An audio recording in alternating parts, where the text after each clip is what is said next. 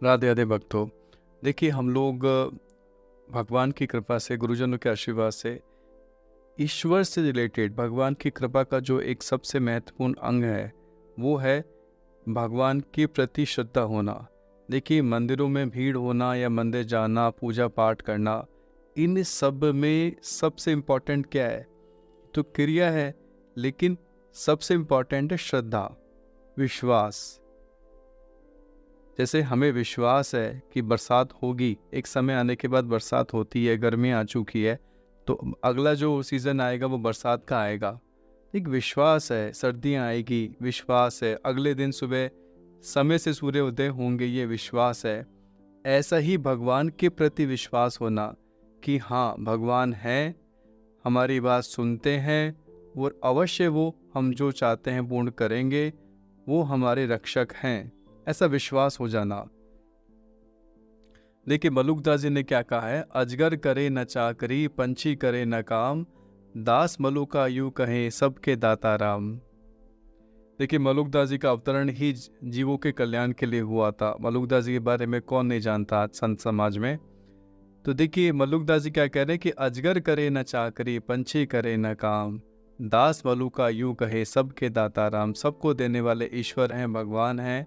देखिए आज जो मैं घटना बताने जा रहा हूँ एक ऐसी दंपति की है जो जिनका भाव था, जो बंगाली दंपति थी जिनका भाव था कि हम काशी में वास करें। अब देखिए उनके कोई बेटा नहीं था, लेकिन उनके जो बड़े भाई साहब थे उनका बेटा था, मतलब उनका भतीजा हो गया, वो उनके ताऊजी लगते थे। तो जो भतीजा था उसने कहा कि ताऊजी आप तो वहाँ रहिए, हर महीने का जो भी पैसा होता है मैं आपको भिजवाता रहूँगा। देखिए घटना पुरानी है, ये उस समय की घटना है जब उतने खर्चे नहीं होते थे आज जैसे खर्चे होते हैं। तो वो अपनी सैलरी का जो दंपति थी ना, बंगाली दंपति, वो काशी में वास करने लग गई। अब वो जो भी पैसा भिजवाते थे उसका आधा ही पैसा उनके पास में खर्च होता था, बाकी आधे पैसे का वो धर्म कर्म करते थे। उनका ये नियम था कि हम किसी के सामने भी याचना नहीं करेंगे, हम किसी से पैसा नहीं मांगेंगे, हमें जो मिल रहा है हम उसी से धर्म कर्म भी करेंगे और यहाँ रहकर भगवान की भक्ति करना, गंगा स्नान करना, भगवान विश्वनाथ जी के दर्शन करना। बड़ा अच्छी दिनचर्या के साथ उनका जीवन देखिए वो जीने लगे काशी के अंदर रहकर। कालंदर में कुछ समय के पश्चात देखिए अचानक भतीजी की नौकरी छूट गई। अब 2 महीने के लिए जो खर्चा था, क्योंकि जब नौकरी छूटी तो पैसा एडवांस दिया गया था, पैसा जो जमा पूंजी थी वो दी गई थी, तो भतीजे ने 1 महीने की जगह, क्योंकि भतीजा हर महीने पैसा भेजता था ताऊजी को, इस बार 2 महीने का पैसा भेजा और कहा कि ताऊजी मेरी नौकरी छूट गई है, 2 महीने की तनख्वाह मिली है, इससे आपको भी 2 माह का खर्च भेज रहा हूँ, कौन जाने कितने दिन बेकार रहना पड़े, इसलिए जरा हाथ रोक कर खर्च करिएगा। देखिए जो उनका भतीजा था धार्मिक तो था, लेकिन वो प्रैक्टिकल भी था। वो जानता था कि भाई जब तक नौकरी नहीं मिलेगी तब तक पैसा कहाँ से आएगा। तो उन्होंने ये कहा कि आप थोड़ा हाथ रोक कर खर्च करना, थोड़ा सा मितव्यता में भाई अपने को बचा के चलना है कि जब तक नौकरी ना लगे, मुझे आपके आशीर्वाद से शीघ्र नौकरी मिल जाएगी, उसने ये भी लिखा। अब थोड़ी सी चिंता तो उनको हुई, वृद्ध जो दंपति थे, वृद्ध दंपति थे, लेकिन उन्होंने सारी चीज़ें भगवान विश्वनाथ पे छोड़ दी कि भाई यहाँ भगवान विश्वनाथ हैं, अन्नपूर्णा माता हैं, वो सब अपने आप ही वो करेंगे। देखिए अब जो भी संपत्ति थी लगभग वो 2 महीने का पैसा था, लेकिन 6 महीने तक उन्होंने अपना समय निकाल लिया। अब लेकिन अंत में एक ऐसा दिन भी आ गया जब घर में शक्करकंद का टुकड़ा भी नहीं बचा। देखिए वो दिन आ चुका था जिस दिन 6 महीने पूरे हो गए, आज उनके पास में कोई पैसा नहीं बचा, घर में खाने के लिए कुछ भी नहीं है। शक्करकंद का एक टुकड़ा था, उसे खाकर पानी पीकर वो रह गए, बिल्कुल कुछ भी नहीं खाया, भूखे प्यासे रह गए। अब वहाँ पे क्या है, देखिए जैसे आप लोगों ने कई बार देखा होगा कि बड़े बड़े जो तीर्थ स्थानों पे जो बड़े बड़े सेठ लोग होते हैं वो सीधा बांटते हैं। सीधा मतलब होता है, आजकल तो सीधा कम चलता है। देखिए पहले संत समाज में सीधा बढ़ता था, मतलब सूखा सामान दिया जाता है। क्योंकि पहले जो लोग होते थे अधिकतर वो स्वयं पाकी होते थे, वो किसी के हाथ का बना नहीं खाते थे, अपने हाथ से बनाकर ही खाते थे। और आजकल तो सभी तरह से बना बनू के हलवाई बिठा के बांट देते हैं। लेकिन पहले ज़्यादातर जो संत महात्मा, और फिर वो काशी में तो काशी नगरी में तो संतों की जमात है, सैकड़ों संत आपको वहाँ मिलेंगे। आज भी इतने संत हैं।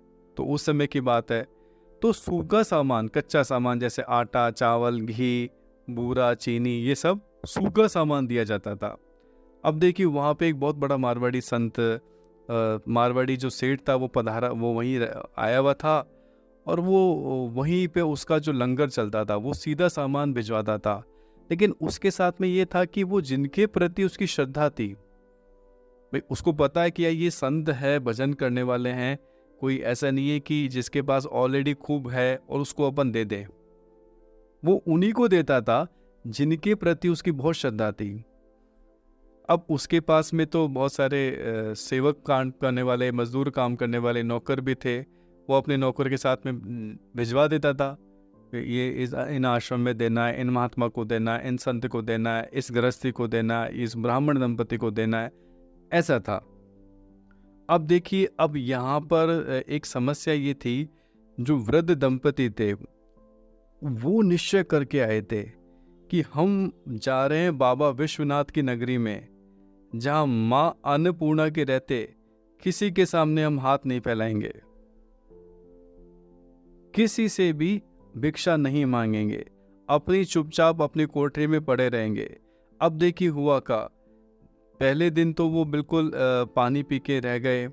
दूसरे दिन क्या हुआ, अब देखिए सीधा बांटने वाले सीधा मतलब आपको मैंने बताया ना, सीधा मतलब वो सूखा सामान, तो सीधा बांटने वाले सेठ के जो कर्मचारी थे वो सीधे का सामान लेके जा रहे थे। तब उनकी कोठरी के बाहर, जो उनकी कुटिया थी, उन कुटिया के बाहर में एक कन्या खड़ी हुई दिखी, छोटी सी कन्या, एक बालिका। उस बालिका ने उनको पास में बुलाया और कहा कि देखो भाई, मेरी बूढ़ी माँ और बाबा कल से भूखे पड़े हैं, तुम एक सीधा हमें भी दे जाओ। कर्मचारी बोले, सीधा हम उन्हीं लोगों को बांटते हैं जिनको बांटने की आज्ञा हमारा सेठ देता है, बिना आज्ञा हम सीधा नहीं बांट सकते। वह बालिका आंखों में आंसू भरकर बोली, तो क्या होगा बाबा, तो क्या होगा बाबा, मेरे बूढ़े माँ बाबा के पास कुछ नहीं है, मर जाएंगे वे बिना भोजन के। अपने सेठ से कहो जाकर कि मेरे बाबा और माँ भूखे पड़े हैं कल से। अच्छा माँ, हम सेठ से जाकर जरूर कहेंगे। बालिका की बात टालने की क्षमता मानो उनमें ना थी। सेठ से उनके कर्मचारियों ने जाकर कहा, सेठ जी, रास्ते में एक बालिका हमें मिली है, बड़े संपन्न घर की लड़की जान पड़ती है, कह रही थी कि उसके बूढ़े माता पिता ने कल से कुछ नहीं खाया है, उनके लिए उसने एक सीधा मांगा है। सेठ जी के मन में आ गया, चलो देखें। सीधा लेकर वे कर्मचारियों के साथ वृद्ध ब्राह्मण दंपति के मकान पर पहुंचे। कुंडी खटखटाई। वृद्ध दंपति ने किसी तरह दरवाजा खोला। सेठ ने उनसे पूछा, बाबा आपकी बेटी कहाँ है? वे तो हैरान, बोले, कहाँ? हमारे तो कोई बेटी नहीं है, एक भतीजा है जो कलकत्ते में रहता है। अच्छा, यह तो बताइए, आपने कल से कुछ खाया पिया या नहीं है? आपने कल से कुछ भी खाया पिया नहीं है? क्यों? हमने तो किसी से कुछ कहा नहीं। देखिए दंपति ने क्या कहा कि हमने तो किसी को कुछ नहीं कहा। आपकी बेटी कह रही थी कि मेरे माँ बाबा कल से भूखे हैं, भूख से उनके प्राण जा रहे हैं। सेठ जी और किसी ने कहा होगा, आप मकान भूल तो नहीं गए? देखिए वृद्ध दंपति ने क्या कहा, सेठ जी आप किसी दूसरे मकान पे आ गए होंगे, किसी दूसरे पते पर किसी और ने कहा होगा। सेठ ने कर्मचारियों से पूछा। वे बोले, नहीं सेठ जी, यही मकान है, हमें खूब याद है। यहीं पर वह लड़की रो कर हमसे कह रही थी कि मेरे बूढ़े माँ बाबा भूखे हैं कल से, उन्हें एक सीधा दे जाओ। देखिए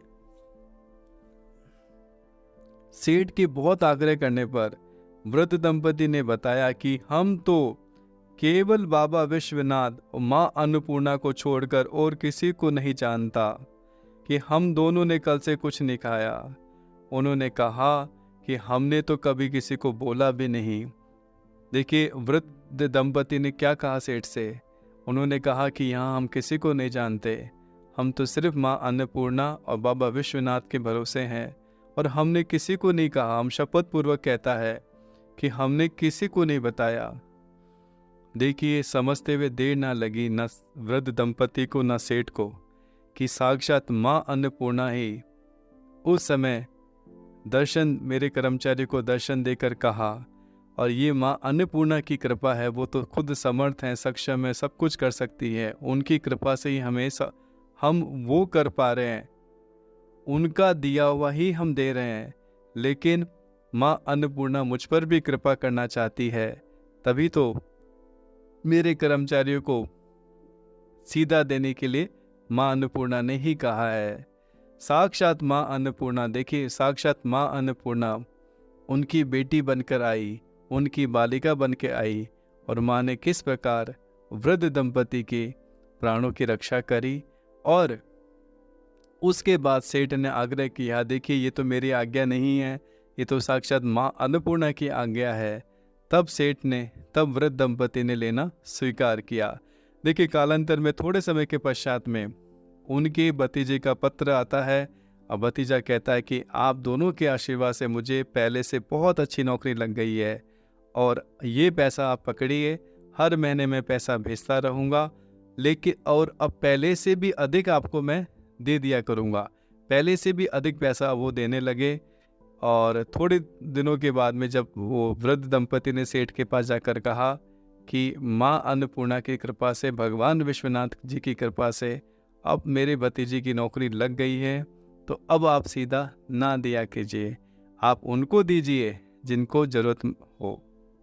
लेकिन सेठ जी के तो आंखों में आंसू आ गए कि ऐसा नहीं हो सकता, मुझ पर कृपा, मुझे अपनी कृपा से वंचित ना करो। मैं भी आपका संतान हूँ, मैं भी आपका बालक हूँ, मैं भी आपका बेटा हूँ, मुझे अपनी सेवा से वंचित ना करो प्लीज़। उन्होंने हाथ जोड़ के विनय किया, चरण पकड़ लिए।